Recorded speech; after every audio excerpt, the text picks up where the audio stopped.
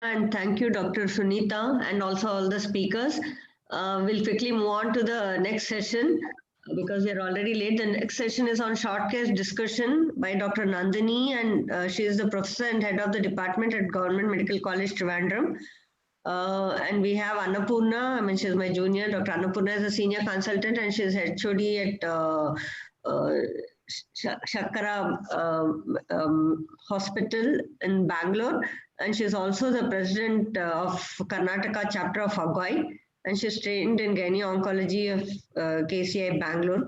We'll move on, and the students are Dr. Sanjana and Dr.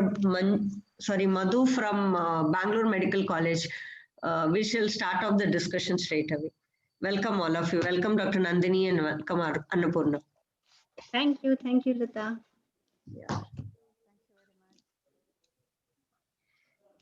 Sanjana and Madhu, are you in? Sanjana? Sanjana and Madhu, are you in? Yeah. Please share the slides. Yeah.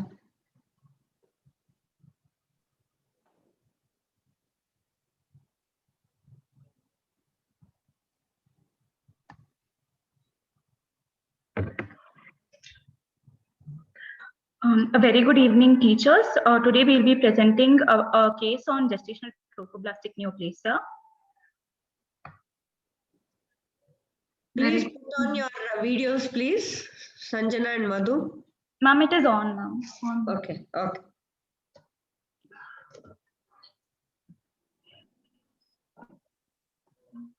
Go ahead, please. Go ahead. Yes.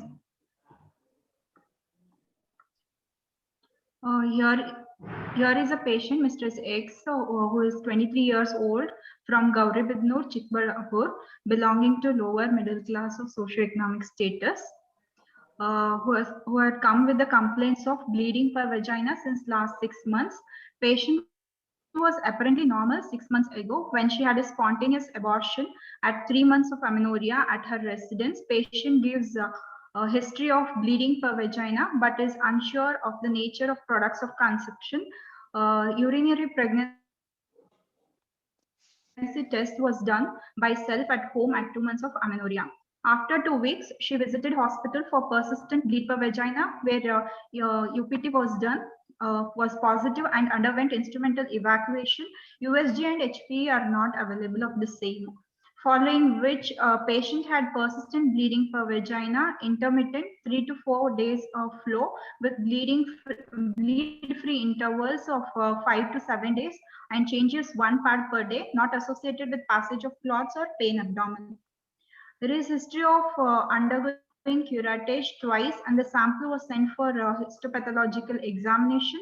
First report was unavailable, but the subsequent report showed some pathology, and she was referred to Kidwai Institute of Oncology for further management. No history of pain abdomen or mass per abdomen. No history of discharge per vagina or mass per vagina. No history of significant weight changes or loss of appetite. No history of any other bleeding manifestations or jaundice. No history of dyspnea, hemoptysis, cough, and chest pain. No history of melena. No history of easy fatigability and palpitations. No history of tremors or excessive sweating. No history of headache, vomiting, seizures, or visual disturbances. After admission, patient has been investigated with blood test, ultrasound, and CT screen for further management. Menstrual history is normal. Obstetric history, married life of 5 years. She is para 2, living to abortion 1, previous to vaginal deliveries, last childbirth 2.5 years back, and a previous abortion 6 months back at 3 months of amenorrhea. And the patient did not use any the couple did not use any contraceptives and not sterilized. Past history and family history, nothing significant. Personal history is not significant. General physical examination, patient is moderately built and nourished. She is conscious, oriented, BMI of 22.7 kilograms per meter square, pallor present, no icterus, sinuses, clubbing, lymphadenopathy or edema. Breast, thyroid and spine appears to be normal. Vitals are stable. Systemic examination, cardiovascular system, S1, S2 heard, no murmurs, and respiratory system, normal vesicular breath sounds heard and no added sounds. CNS, no focal neurological deficit. On abdominal examination, on inspection, abdomen is normal shape and contour, umbilicus is central and inverted, no scar, sinuses or dilated veins, hernial orifices are intact. On palpation, no local rise of temperature or tenderness, abdomen is soft, no palpable mass, no organomegaly. On percussion, tympanic note was heard and no evidence of free fluid. Auscultation, vowel sounds were heard. On local examination,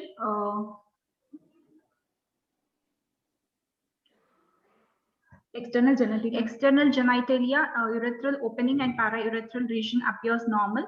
On per speculum examination, vagina is normal, cervix directed backwards and downwards and appears to be normal. Minimal bleed through the os present. On bimanual examination, uterus anteverted, mobile, 12-week size, bilateral fornicis, free and non-tender. On rectovaginal examination, rectal mucosa is free and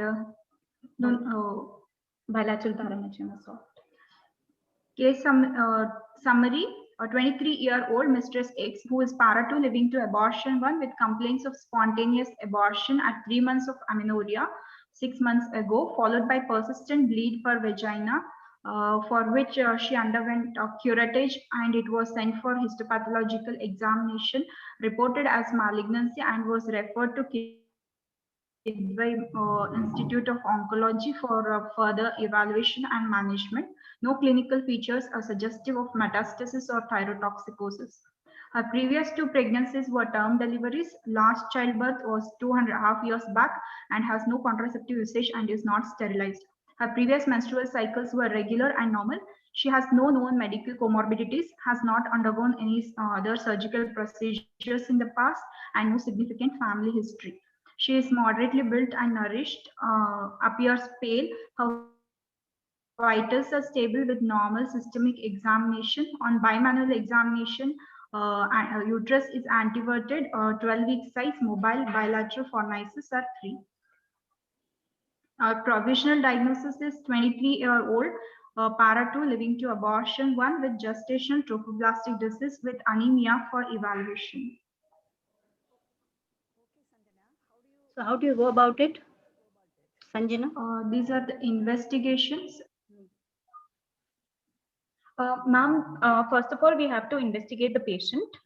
We do a CBC for HB because she is pale. Then we do a blood grouping and RH typing in case any transfusions are required. And since the patient is, since the report shows a malignant, we do a beta HCG to assess the tumor load. And usually in gestational trophoblastic diseases, it is hyperthyroidism is seen. So TFT is done.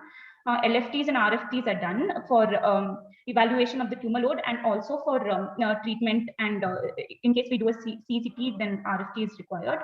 HP of the endometrium was done, which showed gestational trophoblastic disease, choriocarcinoma, feature suggestive of choriocarcinoma. Ultrasound abdomen and pelvis was done, which showed a heterogeneous enhancing lesion of 3 × 3 centimeters in the uterus. Uterus measuring 13.4 × 7 × 3 centimeters was anteverted with an ET of 4 mm and bilateral admixture was normal. CT screen shows multiple subcentric nodules less than 5 mm scattered along the periphery of both the lung parenchyma. We also do metastatic CT screen, which includes CT thorax, which was done, abdomen and pelvis, which was done in this case and was found to be normal. In case the patient has, we also did a CT head because the patient has pulmonary metastasis. And thank you, Dr. Sunita, and also all the speakers. We'll quickly move on to the next session because we are already late. The next session is on short case discussion by Dr. Nandini, and she is the professor and head of the department at Government Medical College, Trivandrum. And we have Annapurna, she's my junior. Dr. Annapurna is a senior consultant and she's HOD at Shankara Hospital in Bangalore, and she's also the president of Karnataka chapter of Agoi, and she's trained in gynae-oncology of KCI Bangalore. We'll move on, and the students are Dr. Sanjana and Dr. Madhu from Bangalore Medical College. We shall start off the discussion straight away. Welcome all of you. Welcome Dr. Nandini and welcome Annapurna. Thank you, Lata. Yeah. Sanjana and Madhu, are you in? Sanjana? Sanjana and Madhu, are you in? Yeah. Please share the slides. Yeah.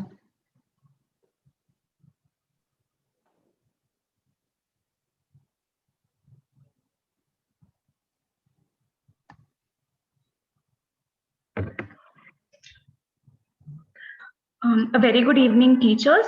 Today we'll be presenting a case on gestational trophoblastic neoplasia.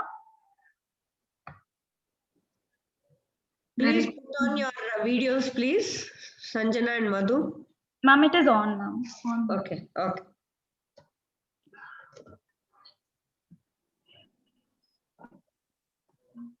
Go ahead, please. Go ahead. Yes.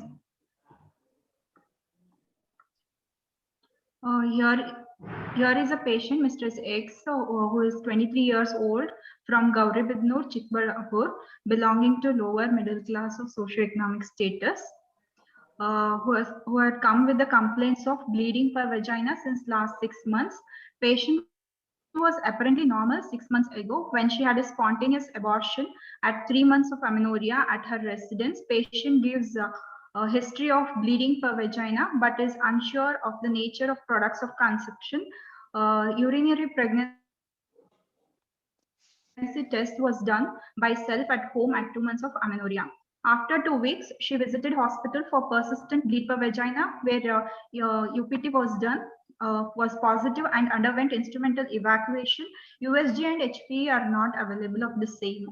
Following which, patient had persistent bleeding per vagina, intermittent 3 to 4 days of flow with bleed-free intervals of 5 to 7 days and changes 1 pad per day, not associated with passage of clots or pain abdomen.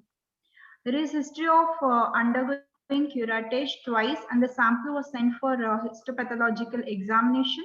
First report was unavailable, but the subsequent report showed some pathology, and she was referred to Kidwai Institute of Oncology for further management. No history of pain abdomen or mass per abdomen. No history of discharge per vagina or mass per vagina. No history of significant weight changes or loss of appetite. No history of any other bleeding manifestations or jaundice. No history of dyspnea, hemoptysis, cough and chest pain. No history of melena. No history of easy fatigability and palpitations. No history of tremors or excessive sweating. No history of headache, vomiting, seizures or visual disturbances. After admission, patient has been investigated with blood test, ultrasound and CT screen for further management. Menstrual history is normal. Obstetric history, married life of 5 years. She is para 2, living to abortion 1. Previous 2 vaginal deliveries. Last childbirth 2.5 years back, and a previous abortion 6 months back at 3 months of amenorrhea. And the patient did not use any. The couple did not use any contraceptives and not sterilized. Past history and family history, nothing significant. Personal history is not significant. General physical examination, patient is moderately built and nourished. She is conscious, oriented, BMI of 22.7 kilograms per meter square, pallor present, no icterus, sinuses, clubbing, lymphadenopathy or edema. Breast, thyroid and spine appears to be normal. Vitals are stable. Systemic examination, cardiovascular system, S1, S2 heard, no murmurs, and respiratory system, normal vesicular breath sounds heard and no added sounds. CNS, no focal neurological deficit. On abdominal examination, on inspection, abdomen is normal, shape and contour. Umbilicus is central and inverted. No scar, sinuses, or dilated veins. Hernial orifices are intact. On palpation, no local rise of temperature or tenderness. Abdomen is soft, no palpable mass, no organomegaly. On percussion, tympanic note was heard and no evidence of free fluid. Auscultation, vowel sounds were heard. On local examination,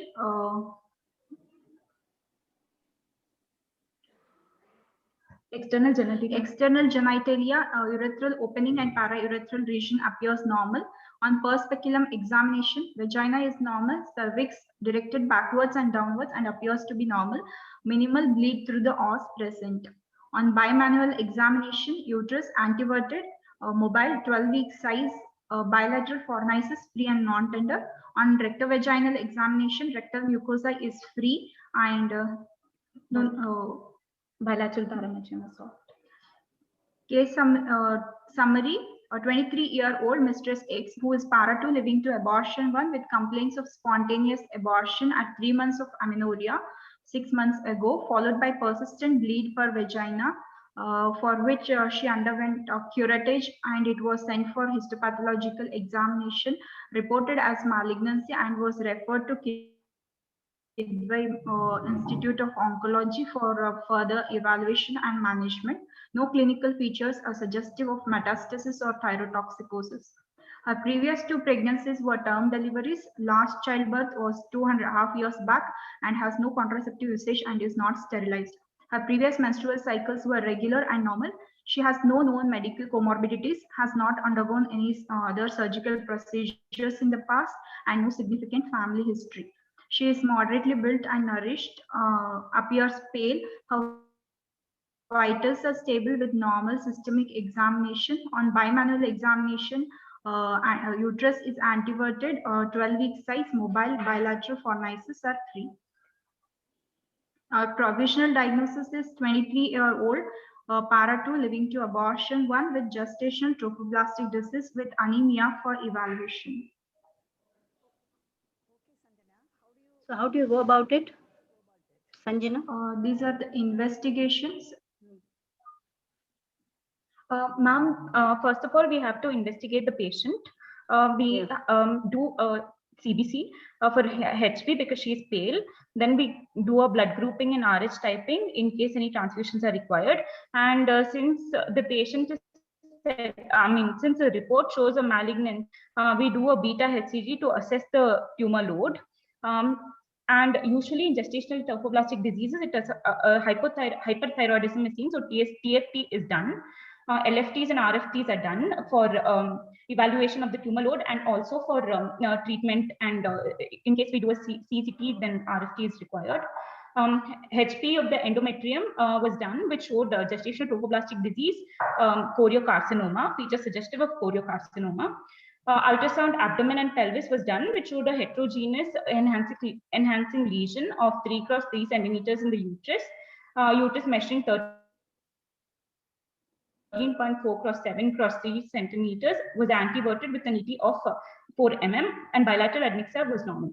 CT screen shows multiple subcentric nodules less than 5 mm scattered along the periphery of both the lung parenchyma. We also do metastatic CT screen, which includes CT thorax, which was done, abdomen and pelvis, which was done in this case and was found to be normal. In case the patient has, we also did a CT head because the patient has pulmonary metastasis.